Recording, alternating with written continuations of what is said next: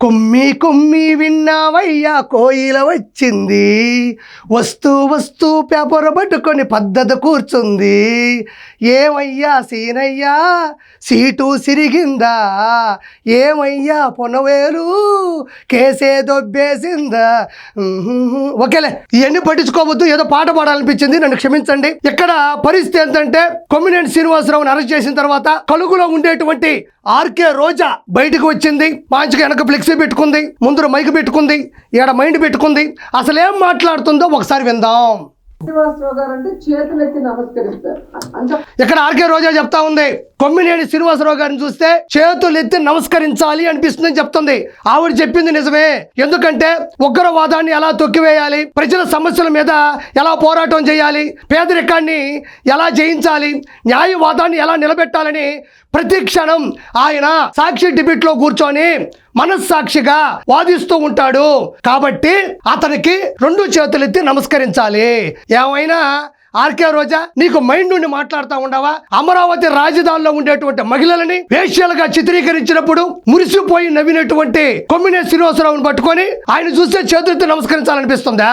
ఒక వ్యక్తి ఏదో ఒక సర్వేని అడ్డు పెట్టుకొని అమరావతి మహిళల మీద రుద్దుతూ అమరావతి రాజధాని చుట్టుపక్కల ఉన్నందరూ వేశ్యలని చెప్పినప్పుడు ఊగుడుతూ ఊగిపోయినటువంటి కొమ్మినేని శ్రీనివాసరావుని చూస్తే నీకు చేతులెత్తి నమస్కరించాలనిపిస్తుందా? కొంచెమైనా మనకు సిగ్గుండక్కర్లా? నువ్వు అమరావతిలో ఉంటే తెలిసేది, అమరావతి చుట్టుపక్కల ఒక మహిళగా నువ్వుంటే తెలిసేది, 33,000 ఎకరాల భూమిలో ఒక్క సెంటు భూమైనా నువ్వు ఇచ్చుంటే తెలిసేది. ఈ రోజు సాటి మహిళల్ని ఆ విధంగా హీనంగా చూస్తూ దుర్భాషలాడుతూ వ్యక్తిగత హరణం చేస్తూ క్యారెక్టర్ అసాసినేట్ చేస్తుంటే నీకు ఈ రోజు సంతోషంగా ఉందా? ఆ లైవ్ లో చూసిన వాళ్ళు, ఆ డిబేట్ చూసిన వాళ్ళు ప్రతి ఒక్కరూ కోపడుతున్నారు, ప్రతి ఒక్కరు ఊగిపోతా ఉన్నారు. మన కొంచెమైనా బుద్ధి ఉండాలి. 70 ఏళ్ల వయసులో ఆయన మీద ఎస్సీ ఎస్టీ తప్పుడు కేసు పెట్టి ఈ రోజు హైదరాబాద్ నుంచి ఎలా మీరు తీసుకొచ్చారో ఇక్కడ ఆర్కే రోజా చెప్తుంది. 70 ఏళ్ల వయసు, 50 సంవత్సరాల జర్నలిస్ట్ అనుభవం. అలాంటి వ్యక్తి మీద అక్రమంగా ఎస్సీ ఎస్టీ కేసులు పెట్టి తీసుకెళ్లారు అని చెప్తుంది. మరి ఆ రోజుల్లో 3 సార్లు ముఖ్యమంత్రి, 8 సార్లు ఎమ్మెల్యే, 7 పదుల వయసు, విలువలు, విజనరీ లెజెండరీ అయిన నారా చంద్రబాబు నాయుడు గారిని అక్రమంగా, అన్యాయంగా, దౌర్జన్యంగా అరెస్ట్ చేసి జైల్లోకి తీసుకెళ్లి జైలు సిబ్బంది చేత ఇబ్బంది పెట్టించినప్పుడు నువ్వేం చేస్తున్నావు? ఒక్క ఎఫ్ఐఆర్ కూడా లేదు. ఆడవాళ్ల గురించి నీచంగా మాట్లాడితే దాన్ని సమర్థించిన కొమ్మినేని శ్రీనివాసరావుని అరెస్ట్ చేసి తీసుకెళ్తుంటే అంత ఫీల్ అయిపోతున్నావే. ఆ రోజుల్లో డాక్టర్ సుధాకర్ గారిని పిచ్చివాడిని చేసి మెంటల్ ఆసుపత్రిలో తోసి చంపేసినప్పుడు ఏం చేస్తున్నావు? దళిత డ్రైవర్ సుబ్రహ్మణ్యంని చంపి డోర్ డెలివరీ చేసి పంపిస్తే ఏం చేస్తున్నావు? అమర్నాథ్ గౌడ్ని చిన్న పిల్లోని పెట్రోల్ పోసి కాల్ చేసినప్పుడు ఏం చేస్తున్నావు? తోటా చంద్రయ్య గారిని మిట్ట మధ్యాహ్నం నడి రోడ్డు మీద కంఠం మీద కత్తి పెట్టి కోసేసినప్పుడు ఏం చేస్తున్నావు? అక్రమంగా సంపాదించిన మాగాళ్ళలో కూర్చొని మామిడికే ఊరగా పెట్టుకుంటున్నావా? ఈ రోజు లైవ్ డిబేట్ లో ఆడవాళ్ళని కించపరుస్తూ మాట్లాడితే సాక్ష్యాలతో సహా సాక్షి ద్వారా తెలిస్తే ఎస్సీ ఎస్టీ కేసు ద్వారా అతను అరెస్ట్ చేసి లోపల తీసుకెళ్తే నీకంత బాధగా ఉందా? మరి చంద్రబాబు నాయుడు గారిని అన్ని రోజులు లోపల పెట్టి అన్యాయంగా చిత్రహింసలు పెట్టినప్పుడు సీసీ కెమెరాలో జగన్మోహన్ రెడ్డి చూస్తూ ఆనందపడినప్పుడు ఆ రోజు ఏం చేస్తా ఉండవు నువ్వు? దాని గురించి కూడా మాట్లాడు. అన్ని చిల్లర పైసల కోసమో, అక్రమ ఆస్తులు నిలబెట్టుకోవడం కోసమో, రానున్న రోజుల్లో పదవి రావడం కోసమో, మినిస్టర్ హోదా కోసమో ఏది పడితే అది మాట్లాడబాక. నువ్వు ఒక సాటి మహిళవే. రాష్ట్ర ప్రజలందరూ కూడా గమనిస్తున్నారు. దీని గురించి మనం నిజంగా చాలా క్లియర్ కట్ గా మాట్లాడుకోవాల్సిన అవసరం ఉంది. క్లియర్ కట్ గా మాట్లాడుకోవాల్సిన అవసరం ఉందంట. మాట్లాడాలన్నప్పుడు నీకు దమ్ముంటే జనాల్లోకి రా, డిబేట్ లోకి రా, ప్రెస్ మీట్ పెట్టు, ఒక 50 ఛానల్స్ పెట్టు, పేపర్ లేకుండా మాట్లాడు. అన్నిచ్చిన పేపర్ లేకుండా మాట్లాడే దమ్ము నీకుందా? జనాల్లోకి రా.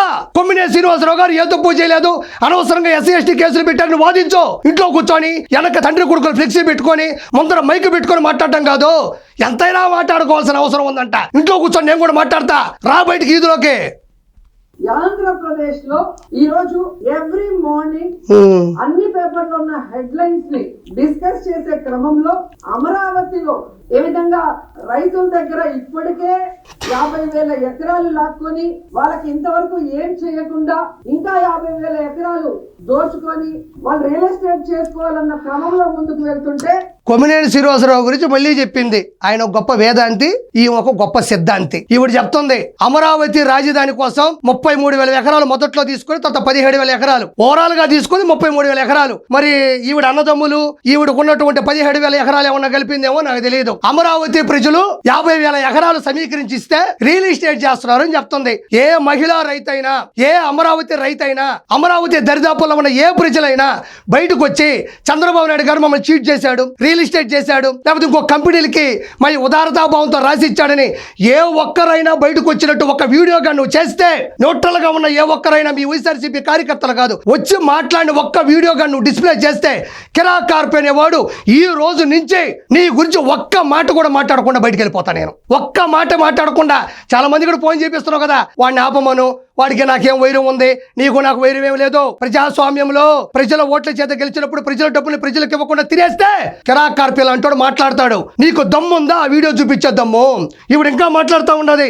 ఆ రోజుల్లో ప్రజలారా 2019 నుంచి 2024 మధ్యలో ఈవిడ అంటుంది వాళ్ళ నమ్మకాల్ని ఒమ్ము చేస్తూ అని. ఆ నమ్మకాల్ని ఒమ్ము చేయకుండా చంద్రబాబు నాయుడు గారు 33,000 ఎకరాలతో అమరావతి రాజధాని స్థాపించాలని అనుకున్నాడు. కత్తిపోటు బాబాయ్ గొడ్డలు వేటంటూ దూసుకొని వచ్చాడు. ఏం చేశాడు? అమరావతి రాజధాని కాదు 3 రాజధానులని 3 ముక్కలాట ఆడాడు. దాంతో ఎన్నో జ్ఞాపకాలతో వారసత్వకు వచ్చిన పొలాల్ని సమీకరించినటువంటి రైతులు కడుపు మండిపోయి ఉవ్వెత్తున నిరసనలు చేశారు. 1631 రోజులు జరిగిన అమరావతి నిరసనలో 230 మంది చనిపోయారు. 3,000 మందికి పైగా అమాయకుల మీద అక్రమంగా కేసులు నమోదయ్యాయి. ఆడవాళ్ళు బూతులు తిట్టించాడు, బూటుకాలతో దండించాడు, పెయిడ్ ఆర్టిస్టులు అన్నాడు, కన్నీటి పరివంతం చేశాడు, వాళ్ళని రకరకాలుగా ఇబ్బంది పెట్టాడు. ఆ రోజు నువ్వేం చేస్తా ఉన్నావు? మరి ఆ రోజు అమరావతి రాజధాని చివరిగా వదిలినప్పుడు మిగతా రాజధాని మీ అన్న ఎందుకు పూర్తి చేయలేదు? 33,000 ఎకరాలు రెడీగా ఉన్నాయి కదా, ఏమీ చేయలే. చంద్రబాబు నాయుడు గారి మీద అక్కసు ఎక్కడ చేస్తే ఆయనకు పేరు వస్తుందని ప్రజావేదికను కూల్చి 3 ముక్కలు ఆట ఆడినటువంటి ఘన చరిత్ర జగన్మోహన్ రెడ్డిది. కాబట్టి చంద్రబాబు నాయుడు గారు ఏమీ చేయలేదని మాత్రం ఇంకొకసారి మాట్లాడబాక. ఇక్కడ ఇంకొకటి ఏంటంటే ఆ డిస్కషన్ లో ఒక జర్నలిస్ట్ డిస్కషన్ కు వచ్చిన ఒక జర్నలిస్ట్ ఒక మాట ఏదో మాట్లాడారని మాట ఏదో మాట్లాడినాడంట.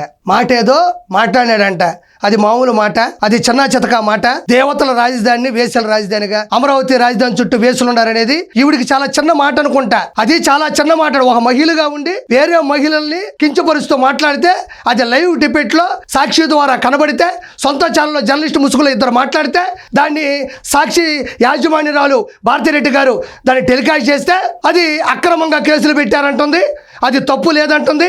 ఆయన ఏదో చిన్న మాట మాట్లాడినాడంట. ఇలాంటి వాళ్ళు మహిళలు. దాన్ని ఆ క్షణంలోనే కొమ్మినేని గారు ఖండించారు. కొమ్మినేని శ్రీనివాసరావు ఖండించలేదు. నువ్వు చూసావు, మళ్ళీ ఎందుకు యాక్టింగ్ చేస్తావు? ఆయనకి ఒక పేపర్ వచ్చింది, అదే చేశాడు. నీకు ఒక పేపర్ వచ్చింది, అదే చదువుతున్నావు అంతే. కృష్ణరాజు అనే ఒక నికృష్టుడు, ఒక జర్నలిస్టు నీచాతి నీచంగా మాట్లాడుతుంటే, నిజమేనండి నేను చూశాను, ద హిందూలో, ద టైమ్స్ ఆఫ్ ఇండియాలో నేను చూశానన్నాడు. నీకు అన్నీ తెలుసు కూడా దాన్ని వెనకేసుకొని రాబాకు. ఇప్పటికే 151లో 11 ఇచ్చాడు. దీని దెబ్బ ఈసారికి 0 వచ్చే అవకాశం ఉంది. కలిసి ఆయన డిస్కషన్స్ లో ఎప్పుడూ కూడా ఎవరు కూడా తప్పుగా మాట్లాడితే ఒప్పుకోరు. అమ్మా, ఆయన తప్పు మాట్లాడితే ఒప్పుకోడు. సూర్యవంశంలో పెద్ద వెంకటేష్ గారు, జయం మనదేరాలో పెద్ద వెంకటేష్ గారు, పెద్దన్నయ్యలో బాలకృష్ణ గారు, ఆయన తప్పు చేస్తే అసలు ఒప్పుకోడు. ఓకే ఆర్కే రోజా, ఇంకొకసారి ఇలాంటి అనుచిత వ్యాఖ్యలు చేయొద్దు. నువ్వు ఒక ఆడపడుచువే, నువ్వు ఒక మహిళవే, సాక్ష్యాలతో కూడినటువంటి వాగ్వివాదం జరుగుతుంది కాబట్టి కూర్చో.